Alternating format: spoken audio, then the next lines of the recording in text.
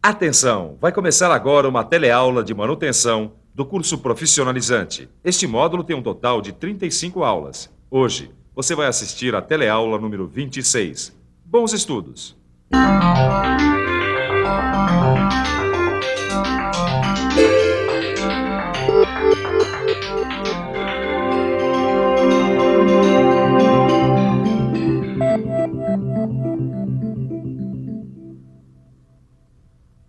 Você já parou para pensar o que impede que o líquido da garrafa de refrigerante saia para fora quando a gente sacode a garrafa?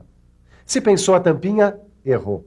Ou pelo menos não acertou completamente, já que a tampinha sozinha não é capaz de vedar a garrafa. É isso mesmo. Para impedir que o líquido saia para fora e que entrem substâncias externas dentro da garrafa, a tampinha precisa de um elemento como este aqui, ó. Ou melhor, precisa de um elemento de vedação, que é o assunto da nossa teleaula de hoje. Você vai ver o que é vedação e vai conhecer alguns elementos e materiais de vedação muito usados no dia a dia das indústrias. Mas afinal, o que será vedação? Ficou em dúvida? Então se liga porque a nossa teleaula está começando.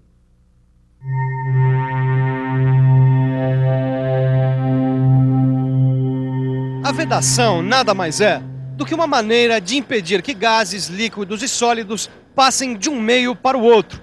Dá só uma olhada.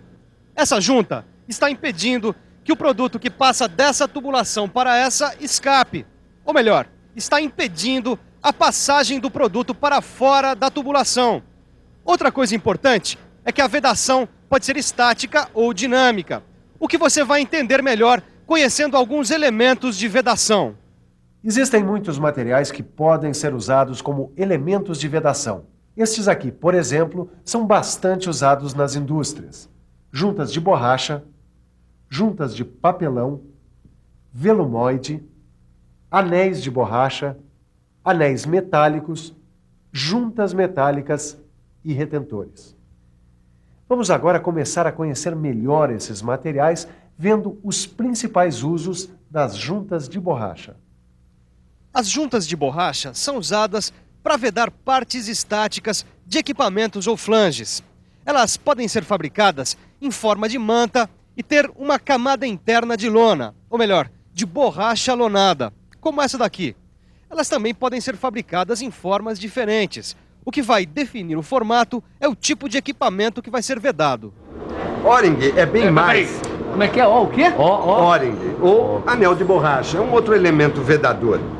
Veja bem, continuando, ele é bem mais versátil, porque pode ser usado em partes dinâmicas ou estáticas de máquinas ou equipamentos. Mas espera aí, eu já vi um anel O-ring desse aqui, bem maior numa máquina. É, pode ter visto mesmo. Eles são vendidos em diferentes tamanhos ou podem ser confeccionados no tamanho desejado.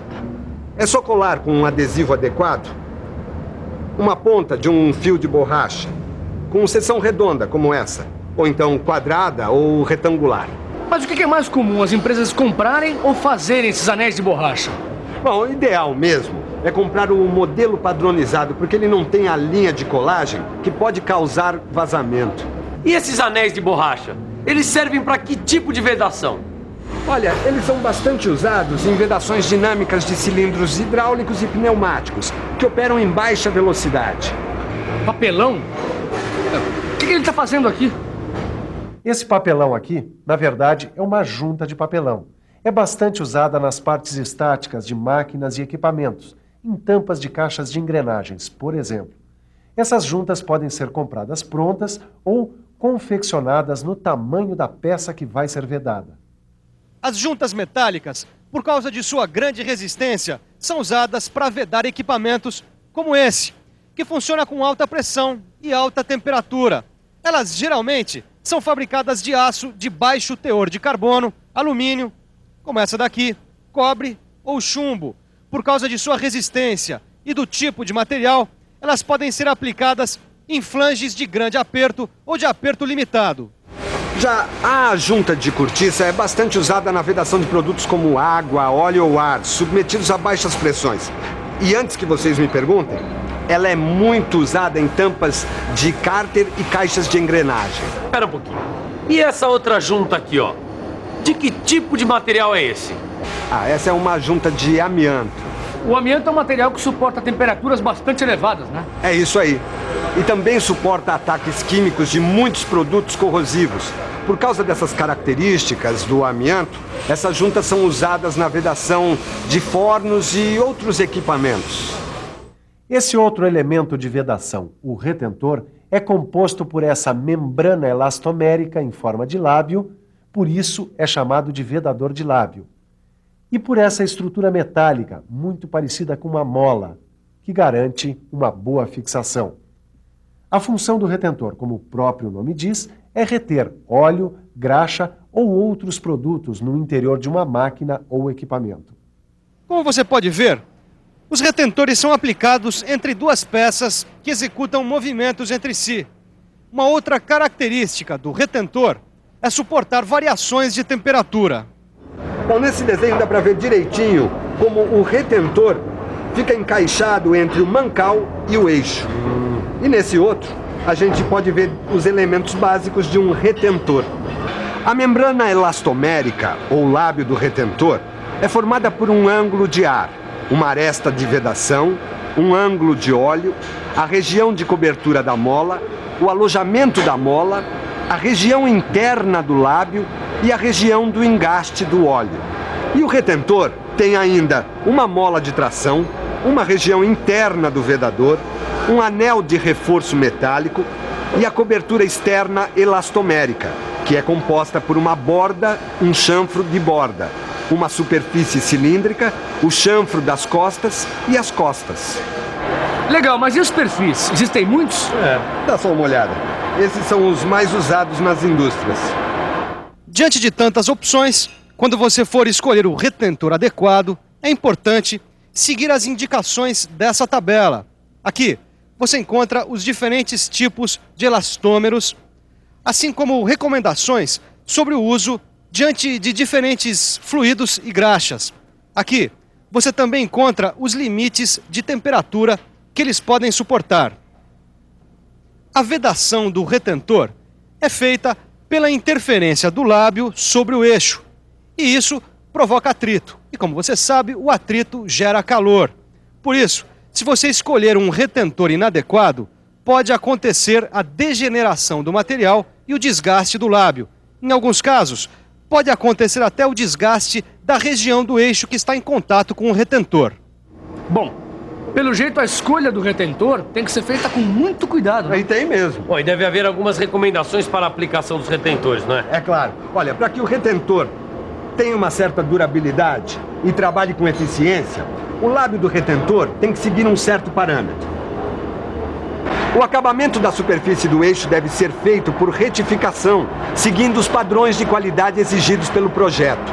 A superfície de trabalho do lábio não pode ter sinais de batidas, sulcos, trincas, falhas ou oxidação. E o eixo deve ter uma dureza acima de 28 Rockwell C. Além de todos esses cuidados, na hora de escolher o retentor adequado, existem outros cuidados muito importantes em relação à armazenagem dos retentores. É importante que você mantenha o retentor dentro de sua embalagem em temperaturas entre 10 e 40 graus Celsius. É importante também que você evite manipulações desnecessárias que podem causar danos no retentor. Por último, todo cuidado é pouco na hora de tirar o retentor da embalagem, principalmente com os lábios, a parte mais sensível do retentor. Uma coisa muito importante é pré-lubrificar o retentor na hora da montagem. Essa pré-lubrificação ajuda na montagem e mantém uma lubrificação inicial do lábio durante os primeiros giros do eixo. O fluido usado aqui deve ser o mesmo que vai ser usado no sistema. E, é claro, ele deve estar livre de qualquer contaminação. Depois de pré-lubrificado, é só montar seguindo algumas recomendações, que você vai ver mais de perto.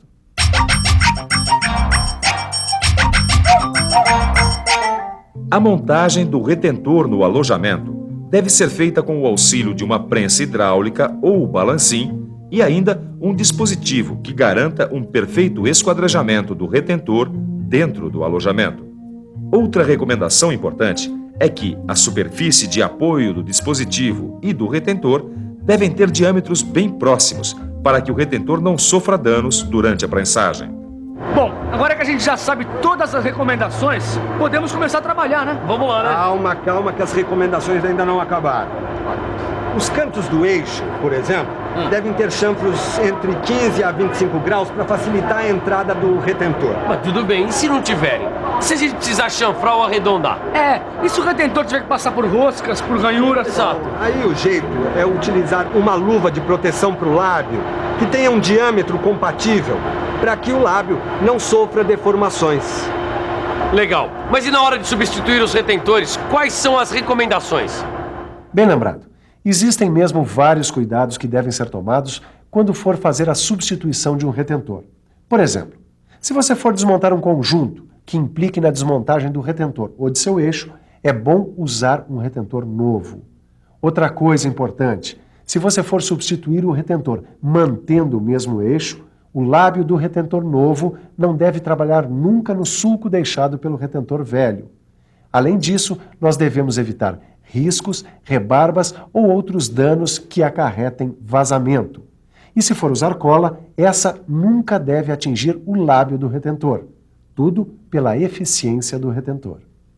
Pois é, mesmo tomando todos esses cuidados, podem ocorrer vazamentos, em função de superaquecimento, da presença de partículas abrasivas, enfim, das mais diferentes causas. Por isso mesmo, para você conhecer bem as falhas e as possíveis causas de vazamento, é só abrir o seu livro. Nele você encontra uma tabela completa. Mas antes de abrir o livro, preste atenção na revisão da teleaula de hoje. E atenção, se liga aí que é hora da revisão. Na teleaula de hoje, você viu que o material de um vedador deve ser compatível com o produto que vai ser vedado. Conheceu alguns elementos de vedação como as juntas de borracha, anéis de borracha, juntas de papelão, juntas metálicas, juntas de cortiça, juntas de amianto e os retentores. Viu que a principal função do retentor é reter óleo, graxa e outros fluidos no interior de uma máquina. Viu também que a montagem de um retentor num alojamento pode ser feita com o auxílio de uma prensa hidráulica ou balancim e um dispositivo adequado. Na próxima teleaula tem mais. Você vai conhecer mais alguns sistemas de vedação bastante usados nas indústrias. Bons estudos e até a próxima!